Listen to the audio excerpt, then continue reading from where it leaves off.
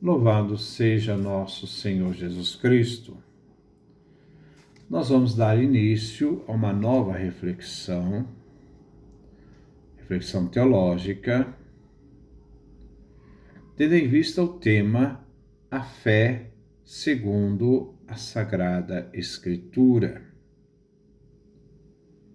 É o nosso primeiro encontro.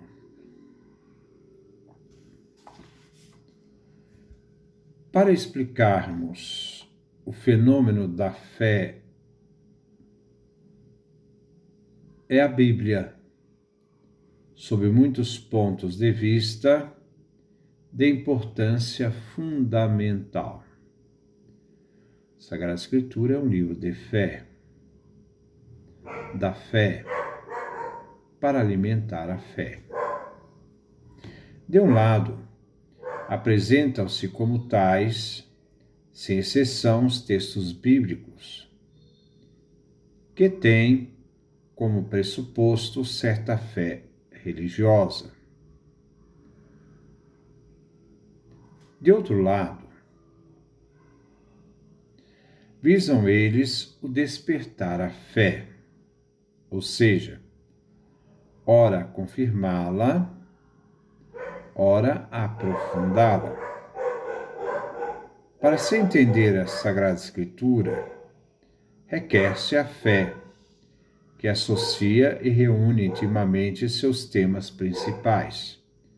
Quais são os temas principais da Sagrada Escritura que nos abrem a fé? Deus, depois o homem, o ser humano. Resulta como consequência que o Deus da Bíblia é um Deus voltado para os homens, para a humanidade. E o homem bíblico é um homem que vem de Deus e caminha para Deus. Então, o homem bíblico, ele vem de Deus, a sua origem é divina, né? E caminha para Deus, é a sua direção para Deus, a de Deus. A fé não só reconhece esta múltipla relação, mas ainda reitera e valoriza. A fé significa para o homem certeza e resposta às últimas questões. A fé nos dá fundamento e, ao mesmo tempo, é uma resposta às questões humanas, impondo-lhe, por outro lado, o dever de assumir determinada atitude. A vida, segundo a fé, faz o homem fiel, aquele que acredita, faz dele um homem que crê. Antigo Testamento.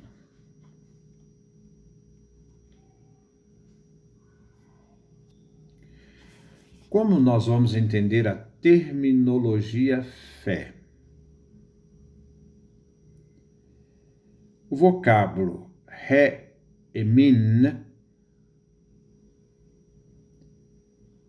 que vem de amã, significa estar seguro, firme, certo.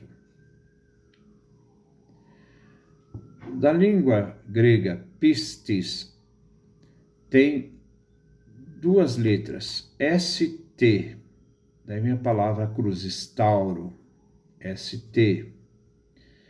Do indo-europeu significa aquilo que é fixo, aquilo que está cravado na terra, que não se move.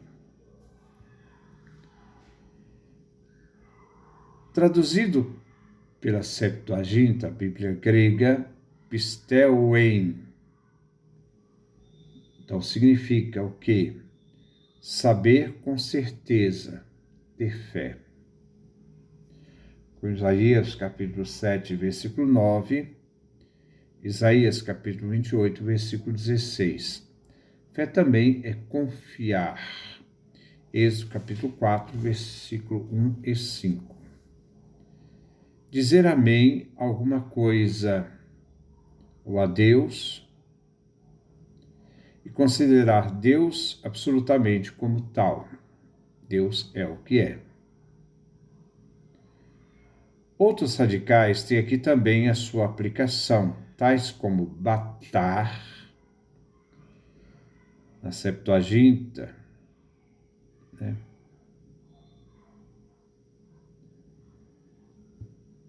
Achar-se em estado de segurança, sentir-se seguro.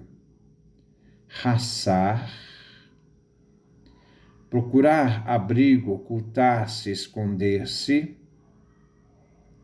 Cauar, esperar, está em estado de tensão. Jahal, esperar. Racar, conter-se, aguardar, esperar, ter paciência. Para se expor à fé segundo o Antigo Testamento, não se deve começar por Abraão. Acertadamente, o autor da carta aos Hebreus, capítulo 11, passa por Noé, Enoque, Caim e Abel. O versículo 3, o versículo 3 passa até ao próprio ato da criação.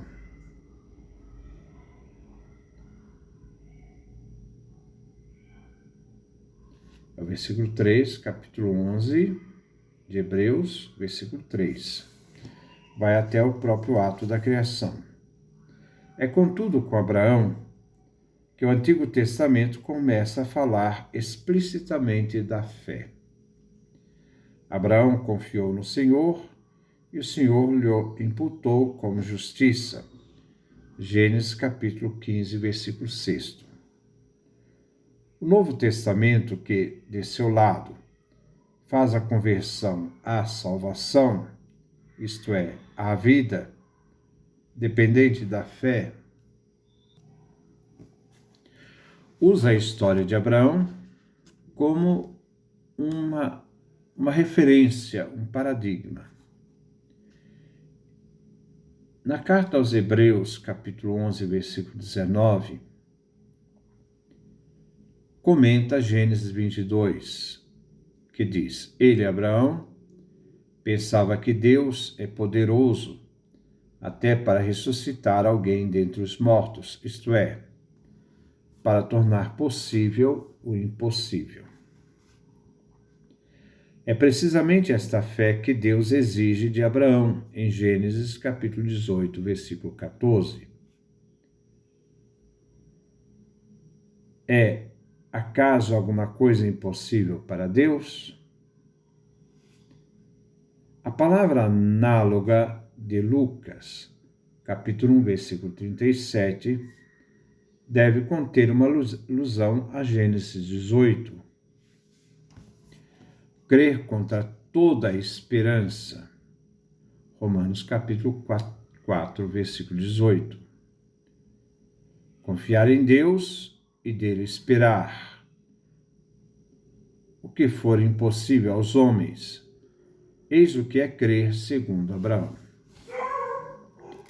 Exemplo análogos de atitude humana de crença e descrença constitui, sobretudo, as partes narrativas do Antigo Testamento. Destacam-se aqui algumas passagens da história de Israel, como quando Davi, ante a iminente luta contra Golias, se sente seguro de si, porque irá enfrentar o gigante em nome do Senhor dos Exércitos, do Deus das fileiras de Israel. 1 Samuel, capítulo 17, versículo 45. Ou quando Gedeão, com seu exército, reduzido conforme desígnio divino a 300 homens, destroçou e venceu os madianitas e amalecitas e todos os filhos do Oriente, que eram numerosos como gafanhotos. Juízes, capítulo 7. Em todas as passagens do Antigo Testamento, comprovava-se a fé em Deus, que está sempre presente junto a seu povo e não o abandona. Deuteronômio, capítulo 31, versículos 6 e 8. Josué, capítulo 1, versículos 5 e 9. Salmo, capítulo 18, versículo 30. Judite, capítulo 1. Muito mais difícil de provar, entretanto, é o abalo da fé em Javé por ocasião da dispersão e do terrível exílio da Babilônia. É, nesses passos, impressionante a ação da prédica dos profetas. O profeta é, pela fé de que compartilha pela visão do chamado, um enviado de Deus. É alguém credenciado a falar as palavras divinas. Jeremias, capítulo 1, versículo 7, Ezequiel, capítulo 2, versículo 4, Ezequiel, capítulo 3, versículo 11 e 27.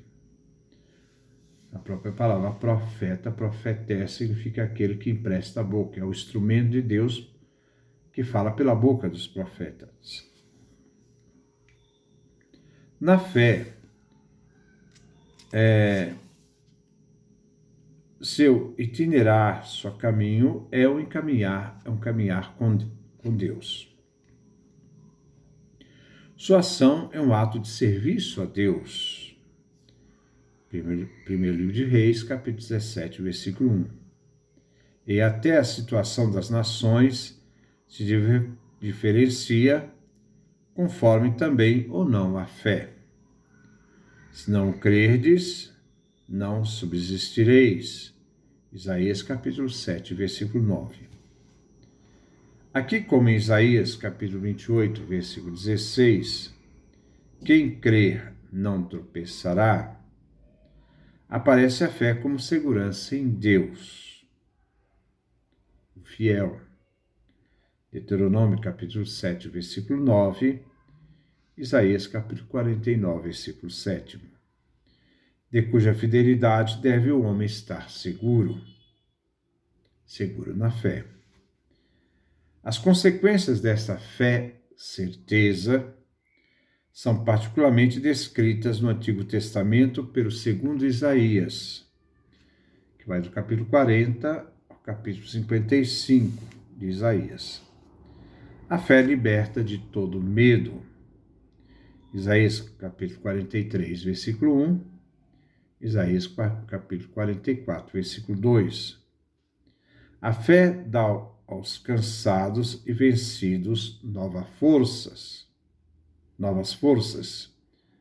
Capítulo 40, versículo 29 até o versículo 31. Aos desesperados, o mais profundo estímulo. Isaías, capítulo 49, versículo 14 ao 16. E a todo o povo o júbilo da redenção, sustentando o povo na alegria. Isaías 44, versículo 23, Isaías capítulo 51, versículo 3. Cumpre aos profetas não só indicar o curso da história, mas também relacioná-la cada vez mais com Deus, apontando assim o seu sentido divino. A reflexão sobre os fatos da história associada à palavra vinda de Deus aprofunda e esclarece a imagem de Deus e a fé que nele se tem. Por outro lado, a fé em Deus é, sobretudo para os reis e profetas, essencial para se entender o curso da história, na medida em que esta depende do comportamento de Israel. Também no livro dos Salmos não faltam os cânticos que exaltam a ação de Deus na história, como Salmos 78, Salmos 105 e 106, Salmos 136. Ou exprime a presença de Deus sentida na beleza de suas obras, como Salmo 8 e o Salmo 104. Ou proclama né, a exaltação dos benefícios de Deus. Os Salmos 103 e 107. Depois nós vamos dar continuidade da compreensão dos Salmos dos livros sapienciais. Então, que Deus nos dê a sua graça, a sua bênção, sua face resplandeça sobre nós.